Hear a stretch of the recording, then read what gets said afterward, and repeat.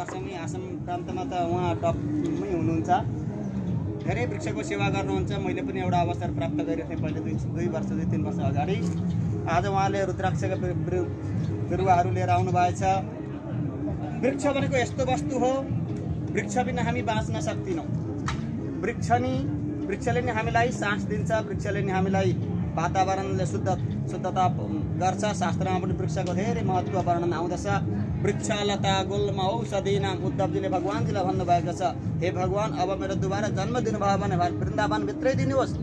मनुष्य जन्म मैले पाइनँ भने वृन्दावनभित्रका वृक्ष लता गुल्म औषधि कुनै पनि वृक्षमा मलाई जन्म दिनुहोस् भनेर उद्धवले पनि वृक्षको रूपमा जन्म पाऊँ भनेर प्रार्थना गर्नुभएको छ। वृक्ष भनेका त्यस्ता पवित्र वस्तु हुन्। भगवान वृक्षमा बास गर्नुहुन्छ। तसर्थ त्यही माथि पनि रुद्राक्ष त स्वयं साक्षात्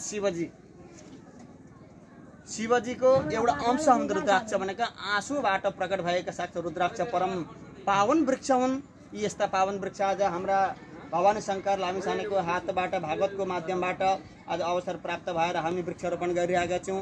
उहाँको चिर जीवन उत्तरोत्तर प्रगतिको कामना गर्दै हामी चाहन्छौँ भगवानको कृपाले गर्दा अझै 8-10 वर्ष उहाँको चिरञ्जीवीको कृपा आशीर्वाद प्राप्त गर्दछौँ। भागवत भगवानको कृपाले गर्दा, वृक्षको कृपाले गर्दा, वातावरणको कृपाले गर्दा उहाँको दीर्घायुको कामना गर्दै समस्त परिवारमा सुख शान्ति समृद्धि उत्तरोत्तर प्रगतिको कामना, समस्त परिवारमा छोराछोरी नाति पनाति छोरी ज्वाइँ सबैमा उत्तरोत्तर प्रगतिको कामना गर्दै साथै हाम्रा लीलाधर गौतमजीलाई पनि उत्तरोत्तर प्रगति आसाममा मात्र नभएर भारतवर्षमा पनि उहाँको मान्य प्राप्त होस् भन्ने आशीर्वाद प्रदान गर्दै 2 शब्दलाई म यहीँ विश्राम दिन चाहन्छु।